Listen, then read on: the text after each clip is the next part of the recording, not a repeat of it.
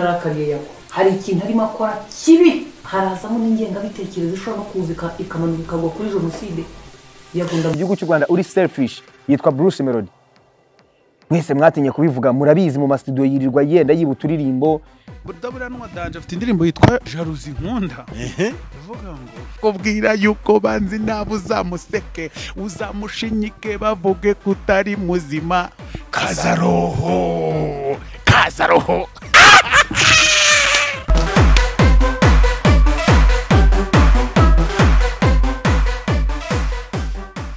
Yes, twongeye kubasuhuza ndetse no kuba ikaze mwese mukurikiranye channel y'Umutsindo TV yaba bari hanze y'igihugu ndetse n'abari mu gihugu. Tunabashimira uburyo mukomeje kutugaragariza ko mudukunda.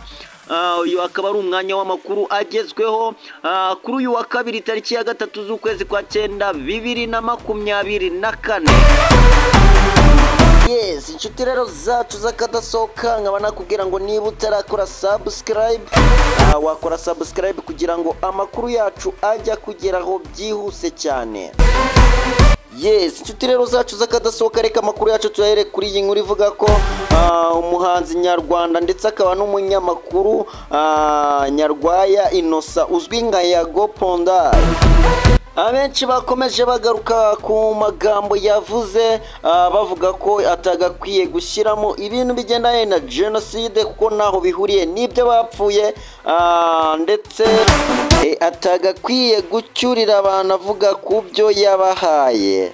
narakariye yako hari ikintu arimo akora kibi harazamo n'ingengabitekerezo ishobora no kuza ikamanuka ikagwa kuri jenoside yagunda mugira inama nk'umuntu mukuru arataka bano basore n'inkumi n'abagabo n'abagore kubyo bapfuye arazana ababyeyi babo muri iyi nkuru kubera iki mu mutwe we nakuremo jenoside yakorewe abatutsi akuremo icyaha cyitwa jenoside akuremo icyaha cyitwa ubwoko ubusa bwabo buno bwabo barimo gutera hejuru n'ubutsina bwabo ntazi ubwoko bashyize imusozi kazi yabo.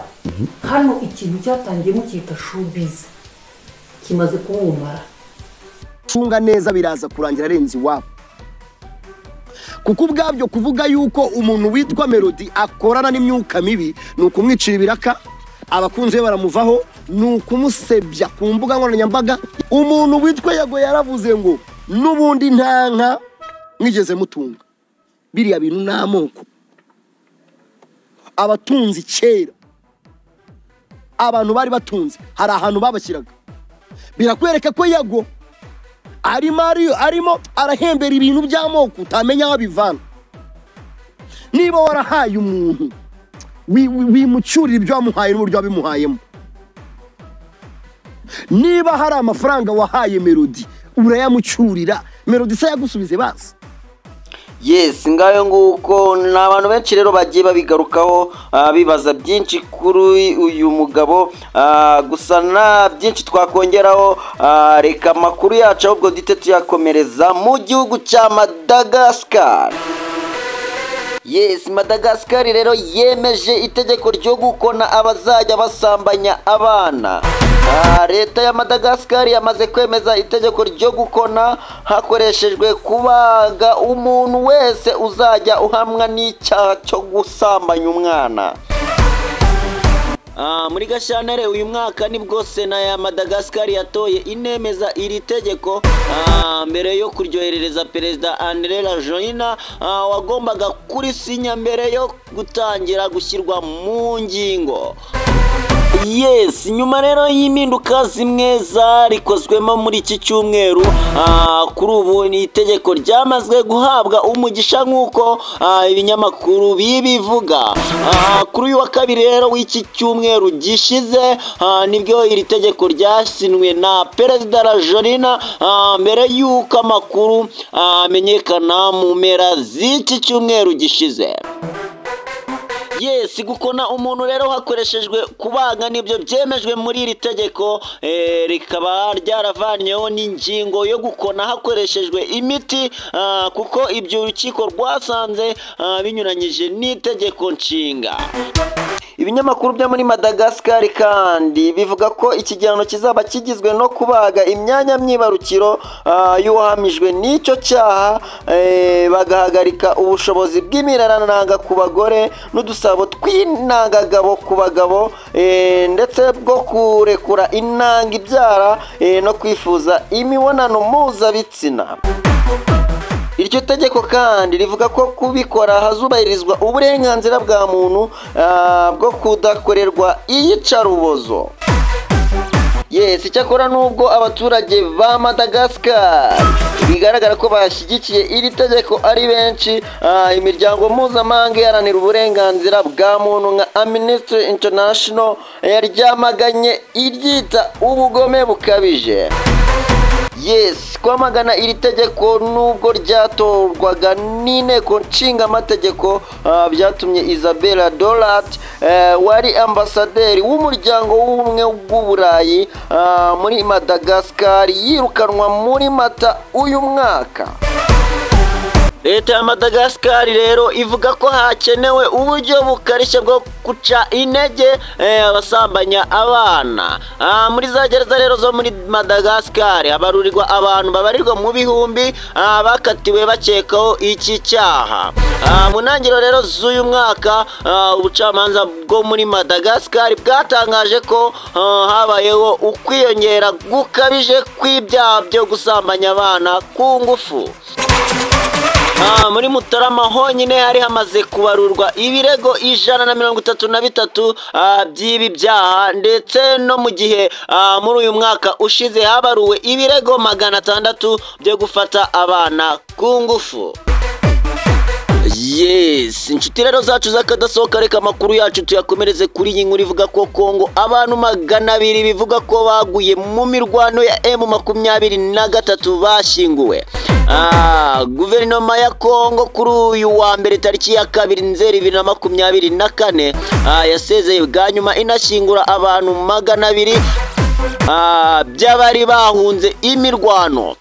Leta rero ikabivuga ko bapfuye kubera intambara yashowe n'umutwe wa M23 mu ntara ya Kivu ya ruguru muri teritwari ya Nyiragongo. Kuri stade de l'Unité y'umujyi wa Goma niho habereye umuhango wo gusezera aba bantu. Muri uyu muhango rero ntihavuzwe amazina y'abapfuye se cyangwa uburyo bapfuyemo n'igihe bapfiriye. Gusa ubuyobozi bwavuze ko muri rusange bapfuye kubera kuvanwa mu byabo n'intambara nk'uko Okapi ibitangaza. Umuyobozi w'intara ya Kivu ya ruguru General Major Peter Chirimwami yashinjije u Rwanda ndetse na M23 kuba inyuma y'impfu zaba bivugwa ko bapfuye bahunze imirwano. Icyakora mu bihe bitandukanye yaba M23 n'u Rwanda bamaganiye kure ibi birego, ahubwo bashinja Repubulika Iharanira Demokarasi ya Kongo ubushotoranyi. Minisitiri w'uburenganzira bwa muntu Chantal Chambumwavita wari umushyitsi mukuru yavuze ati ni imibiri y'abazize ubushotoranyi bw'abaturanyi bacu. Yanihanganishije ababuze ababo ababwira ko turashaka ko mumenya ko igihugu cyose gisangiye akababaro namwe kandi ko ubuzima bwabo butazibagirana. Imyirondoro y'abapfuye igihe bapfiriye n'uburyo bapfuyemo ni bimwe mu bibazo bamwe bakibaza. Radio Okapi yo ikabivuga ko kuri site ya Kanyarutsinya mu mezi make ashize nabwo abagera ku 1300 byari byabakuwe mu byabo bashyinguwe. Ikinyamakuru rero kivuga ko bamwe bazize inzara, indwara cyangwa ibindi byaha byakorewe aho batuye bajyanwa mu buruhukiro bw'ibice bitandukanye bya Goma. Leta yo ikabivuga ko rero baguye mu mirwano ya gisirikare ihanganyemo na M23.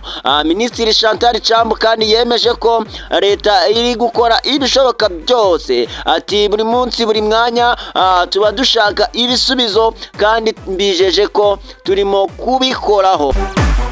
Yes, nyuma y'uwo muhango rero amasanduku y'abapfuye yarari muri stade d'Unité yashyizweho indabyo maze bajya gushyingurwa mu irimbi ryashyizwe hanze gato y'umujyi wa Goma mu majyaruguru ahitwa Kibati muri teritwari ya Nyiragongo. Nshuti rero zacu z'akadasohoka, reka amakuru yacu tuyakomereze kuri iyi nkuru y'Irusizi ivuga ko mu ishyamba bahasanze umurambo w'umugore. Aho rero ni mu kagari ka Shanga mu murenge wa Gihundwe mu karere ka Rusizi mu ntara y'Uburengerazuba. Umugore yasanzwe mu ishyamba yapfuye bikekwa ko yishwe. Ari ku cyumweru rero tariki ya mbere Nzeri 2024 ku isaha y'isa 4 z'amanywa. Uyu mugore rero yitwa Nyiranshimyumukiza Vestina, uri mu kigero cy'imyaka 32 y'amavuko, yasanzwe mu ishyamba yitwa muri Nyagatare yapfuye. Umuryango we rero utuye mu mudugudu wa Kavumu akagari ka Gatsiro mu murenge wa Gihundwe. Amakuru rero yamenyekanye nuko ngo mu ijoro ryo kuwa gatandatu tariki ya 31 Kanama 2024 ku isaha ya saa 7 ngo uyu nyakwigendera yasohotse mu nzu agiye ku bwiherero. Gusa ngo hashize nk'iminota 20 umugabo we arasohoka asanga inzu ikinguye, amubuze afatanya n'irondo kujya kumushakisha baramubura. Umunyamabanga nshingwabikorwa w'umurenge wa Gihundwe Ingabire Joyeuse umunyamabanga nshingwabikorwa w'umurenge wa Gihundwe Ingabire Joyeuse yahamije ko ibyo byabaye ngo hataramenyekana ikibyihishe inyuma. Ati amakuru n'ay'umudamu witwa Nyiranshimyumukiza Vestina w'imyaka 32, umurambo we wasanzwe mu ishyamba. Uyu mugore rero asize abana babiri, umuhungu n'umukobwa. Umunyamabanga nshingwabikorwa w'umurenge wa Gihundwe Ingabire Joyeuse yavuze ko RIB iri gukurikirana. Ati ntabwo turamenya ikibyihishe inyuma. Umurambo wa nyakwigendera wajyanwe ku bitaro bya Gihundwe kugira ngo ukorerwe isuzuma. Yes, isaha gusa rero hagaragaye urugomo nkuru nguru no mu karere ka Nyanza naho habaye ibisa nk'ibyo, aho umusore akurikiranweho gukomeretsa mugenzi we bapfa indaya. Umusore wo mu karere ka Nyanza yatawe muri yombi akekwaho gukubita no gukomeretsa mugenzi we bapfa umukobwa wigurisha abantu benshi bakunze kwita indaya se cyangwa intangamirwa. Ibi byabaye mu gicuku cyo kuwa gatanu tariki ya 30 Kanama 2024 bibera mu karere ka Nyanza mu murenge wa Mukingo mu kagari ka Gatagara mu mudugudu wa Kinyogoto. Amakuru rero yamenyekanye nuko umusore witwa Olivier w'imyaka 23 yafashwe akekaho gukubita akanakomeretsa mu mutwe uwitwa Pierre w'imyaka 21 bikekwa ko bapfuye indaya itaramenyekana imyirondoro. Wakomeretse rero yahise ajyanwa ku bitaro i Nyanza. Amakuru rero akaba avuga ko gukomereka kuri ya musore byatewe nuko bombi bashakaga kuryamana n'iriya ndaya, niko kurwana.